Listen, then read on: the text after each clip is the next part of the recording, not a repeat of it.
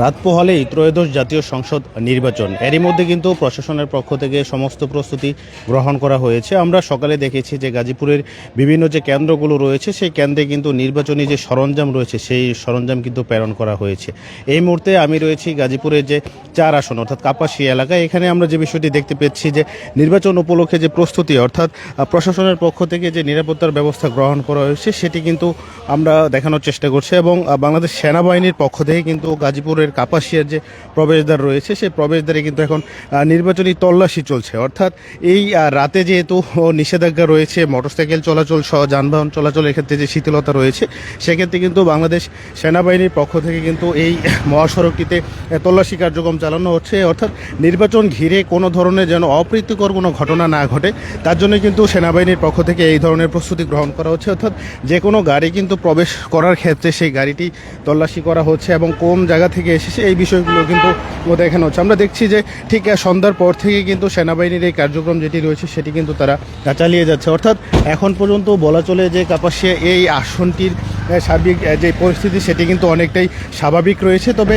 সন্ধ্যা নাগাদ আমরা যে দু একটি বিচ্ছিন্ন ঘটনা শুনতে পেয়েছি যে কোথাও কোথাও কিন্তু যে নির্বাচনী ব্যালট বাক্স ছিনতাইয়ের ঘটনা ঘটেছে এরকম কিন্তু সংবাদ এসেছে, কিন্তু পরবর্তী সময়ে কিন্তু সেই বিষয়গুলো থেকে প্রশাসন থেকে সেই সঠিক যে তথ্যটি রয়েছে সেটি কিন্তু জানানো হয়েছে। অর্থাৎ এই ধরনের কোনো ঘটনা কিন্তু আমরা দেখতে পাইনি। অর্থাৎ যেহেতু ভোটের আর মাত্র অল্প কিছু ঘন্টা বাকি আছে, সেক্ষেত্রে কিন্তু প্রশাসনের পক্ষ থেকে এই যে পূর্ব প্রস্তুতি সেটি কিন্তু সম্পন্ন করা হয়েছে। গাজীপুরের কাপাসিয়া যে আসনটি রয়েছে এই আসনটিতে কিন্তু এবার ধানের শীষ মনোনীত যে প্রার্থী রয়েছে সেই মনোনীত প্রার্থী শাহ রিয়াজুল হান্নান, অর্থাৎ বিএনপির যে প্রয়াত নেতা ব্রিগেডিয়ার আসম হান্নান শাহ তার ছেলে কিন্তু এই আসনে প্রতিদ্বন্দ্বিতা করছে এবং তার প্রতিদ্বন্দ্বী প্রার্থী হিসেবে রয়েছে কিন্তু জামাতের সালাউদ্দিন আইবি, অর্থাৎ দাঁড়িপাল্লা প্রতীক নিয়ে কিন্তু তিনি লড়ছেন। একই সাথে কিন্তু তিনি কেন্দ্রীয় শিবিরের সভাপতি ছিলেন। অর্থাৎ গাজীপুরের ভিতরে যদি বলা চলে যে এই নির্বাচনের যে আমেজ, অর্থাৎ এই গাজীপুরের 4 আসনটিতে কিন্তু নির্বাচনী যে পরিবেশ সেটি কিন্তু অনেকটাই জমে উঠেছে। অর্থাৎ জামাতের দাঁড়িপাল্লা এবং ধানের শীষের মধ্যে কিন্তু একটি হাড্ডাহাড্ডি লড়াই হচ্ছে।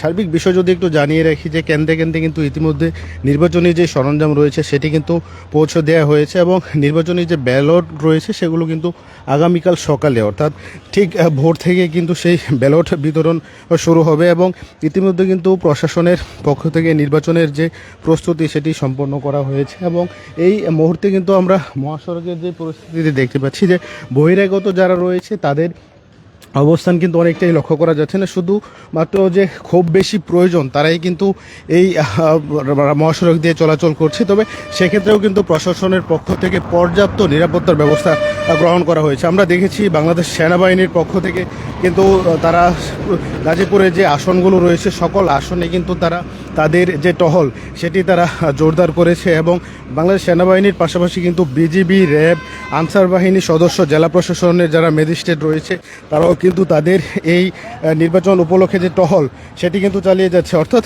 একটি সুষ্ঠু ভোট পরিচালনার জন্য কিন্তু প্রশাসনের পক্ষ থেকে এই যে ধরনের প্রস্তুতি গ্রহণ করা দরকার তারা সেটিই করছে।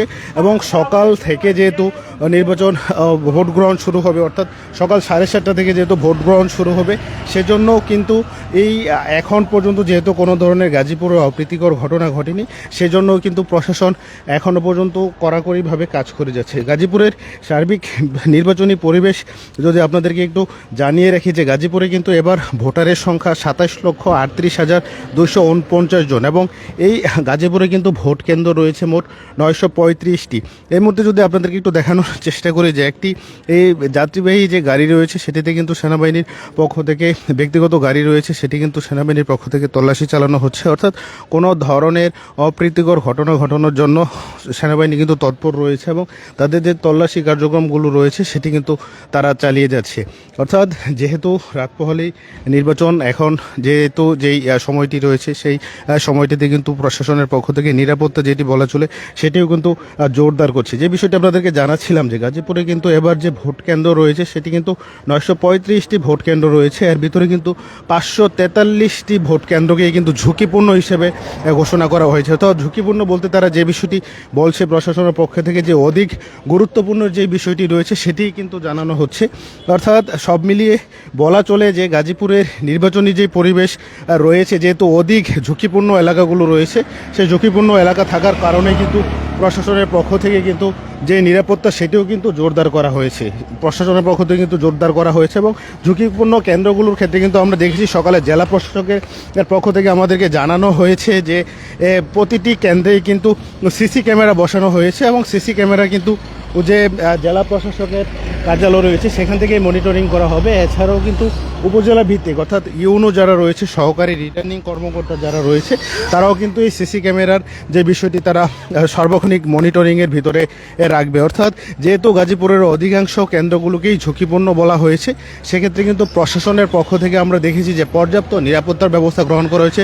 জেলা প্রশাসকের পক্ষ থেকে আমাদেরকে জানানো হয়েছে নির্বাচনকে সুষ্ঠু পরিবেশ বজায় রাখতে কিন্তু তারা তাদের যেই কার্যক্রম রয়েছে অর্থাৎ নিরাপত্তা যোদ্ধা সেটি কিন্তু বাড়িয়েছে এবং গাজীপুরে কিন্তু প্রশাসনের প্রায় 18,000 আর যে প্রশাসনিক 18,000 কিন্তু ও পুলিশ বাহিনী সহ অন্যান্য যে বাহিনীর লোকজন আছে তারা কাজ করবে। এর মধ্যে কিন্তু আনসার সদস্য রয়েছে প্রায় 12,243 জন, জেলা পুলিশের সদস্য রয়েছে 1,707 জন এবং গাজীপুর মেট্রোপলিটন পুলিশের কিন্তু 2,031 জন সদস্য কাজ করছে। এছাড়াও কিন্তু সেনাবাহিনীর পক্ষ থেকে প্রায় সেনাবাহিনীর পক্ষ থেকে কিন্তু বেশ কয়েকটি টিম কাজ করছে এবং র্যাব এবং বিজিবি সদস্য রয়েছে।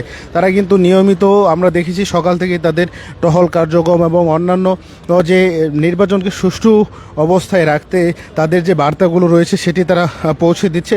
অর্থাৎ বলা চলে যে গাজীপুরের নির্বাচনী যেই পরিবেশ পরিস্থিতি রয়েছে সেটি কিন্তু অনেকটাই স্বাভাবিক রয়েছে। তবে গাজীপুরের 5 আসনে আমরা কিছুক্ষণ আগে যেই বিষয়টি শুনতে পেরেছি যে কিছু বিচ্ছিন্ন ধরনের ঘটনা ঘটেছে জামাত এবং বিএনপির কর্মীদের মধ্যে, তাৎক্ষণিক কিন্তু সেখানে প্রশাসনের যারা কর্মকর্তা রয়েছে তারা সে বিষয়ে তারা আইনিভাবে ব্যবস্থা নিচ্ছে। এখন পর্যন্ত সার্বিক পরিস্থিতি যদি আমি এখন পর্যন্ত যদি গাজীপুরের এই নির্বাচনী যে পরিবেশ হয়েছে সেটি যদি একটু জানিয়ে রাখি যে যেহেতু রাত পোহালেই ভোট অনুষ্ঠিত হবে, সেক্ষেত্রে প্রশাসন তাদের যে নিরাপত্তা এবং নির্বাচনী যে কার্যক্রম সেটি কিন্তু অনেকটাই সম্পন্ন করেছে। ভোর হওয়ার সাথে সাথেই কিন্তু তারা তাদের প্রতিটি কেন্দ্রে কেন্দ্রে কিন্তু ব্যালট পেপার যেটি রয়েছে সেটি পাঠিয়ে দেবে এবং অন্যান্য যে সরঞ্জাম রয়েছে আমরা দেখেছি যে আজকে সারাদিনেই কিন্তু গাজীপুরের এই 935টি কেন্দ্রে তাদের নির্বাচনী যে সরঞ্জামগুলো রয়েছে সেগুলো পাঠিয়ে দেওয়া হয়েছে। অর্থাৎ সকালে সেই ব্যালট পেপার পাঠিয়ে দেওয়ার পরেই অর্থাৎ সকাল 7:30 থেকে কিন্তু এই ভোট গ্রহণ অনুষ্ঠিত হবে। আমাদেরকে জেলা প্রশাসক যে বিষয়টি জানিয়েছে যে নিরবিচ্ছিন্নভাবে কিন্তু সকাল 7:30 থেকে 4:30 পর্যন্ত ভোট গ্রহণ অনুষ্ঠিত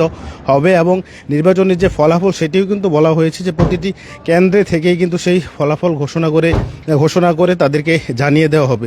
তো এই ছিল গাজীপুরের নির্বাচনী যে সেনাবাহিনীর যে তল্লাশি রয়েছে এখান থেকে আমার কাছে থাকা সবশেষ তথ্য।